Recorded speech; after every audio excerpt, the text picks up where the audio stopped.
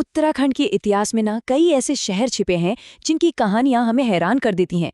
एक ऐसा ही शहर है चंपावत। एक वक्त था जब यहाँ से पूरे कुमाऊं पर राज किया जाता था। तो आज चलिए चंपावत की इसी कहानी में थोड़ा और गहराई से उतरते हैं और जानते हैं इसकी ऐतिहासिक जड़ों और आज के शांत माहौल के बारे में। जरा सोचिए, एक ऐसी जगह के बारे में जो आज तो एकदम शांत, सुकून भरी लगती है, लेकिन जिसका अतीत, जिसका इतिहास बहुत ही शानदार रहा है। ये सिर्फ कोई आम शहर नहीं है दोस्तों, एक जमाने में ये पूरे कुमाऊं की धड़कन हुआ करता था।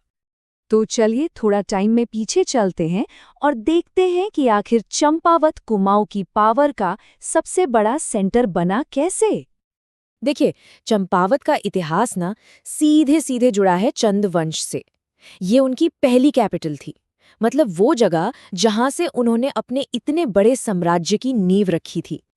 तो इसकी कहानी शुरू होती है 10वीं शताब्दी में राजा सोमचंद के साथ। और फिर सोचिए, सदियों तक ये जगह कुमाऊं का पॉलिटिकल सेंटर बनी रही।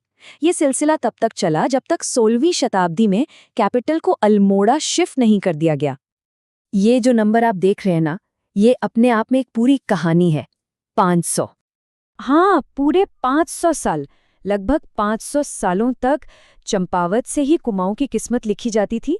ये कोई छोटा मोटा टाइम पीरियड नहीं है। इससे पता चलता है कि इस जगह की हिस्टोरिकल इंपॉर्टेंस कितनी ज्यादा रही होगी। अच्छा, इतिहास तो बहुत शानदार था, मान लिया।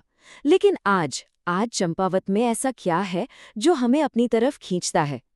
चलिए अब ये देखते हैं कि यहाँ की कौन कौन सी जगहें आज भी उस पुराने गौरव की कहानी सुनाती हैं। यहाँ पर आपको हिस्ट्री, स्पिरिचुअलिटी और नेचर, इन तीनों का एक कमाल का कॉम्बिनेशन देखने को मिलेगा। हम बालेश्वर मंदिर की शानदार नक्काशी से लेकर मायावती आश्रम के शांत माहौल तक का एक छोटा सा टूर करेंगे, और यकीन मानिए हर जगह की अपनी एक अलग ही कहानी है। तो सबसे पहले बात करते हैं बालेश्वर मंदिर की। देखिए, ये सिर्फ एक मंदिर नहीं है, इसे आप चंद वंश की कला का एक जीता जागता म्यूजियम कह सकते हैं। यहाँ पत्थरों पर जो बारीक कारीगरी की गई है ना, उसे देखकर लगता है मानो हम उसी दौर में पहुंच गए हों। और फिर एक और बहुत ही दिलचस्प जगह है, एक हथिया का नौला। इसकी कहानी बड़ी रहस्यमयी है। ये एक अनोखी बावड़ी है और इसके बारे में कहा यह जाता है कि इसे एक ही हाथ वाले कारीगर ने सिर्फ एक रात में बना दिया था। सच है या नहीं कौन जाने, पर यह कहानी आज भी लोगों को हैरान कर देती है। और अगर स्पिरिचुअलिटी की बात करें तो पास में ही मायावती आश्रम है। इसका कनेक्शन सीधे स्वामी विवेकानंद से था। आज भी ये जगह शांति और खुद को जानने के लिए एक बहुत ही जरूरी सेंटर मानी जाती है। तो ठीक है, हमने इतिहास की बात कर ली, घूमने की जगहों को भी देख लिया, लेकिन आज का चंपावत, मतलब आज वहां जाकर कैसा महसूस होता है, वहां का माहौल कैसा है? देखिए, चंपावत ने ना एक बहुत लंबा सफर तय किया है, एक पावरफुल कैपिटल से आज एक शांत और सुकून भरे शहर तक का।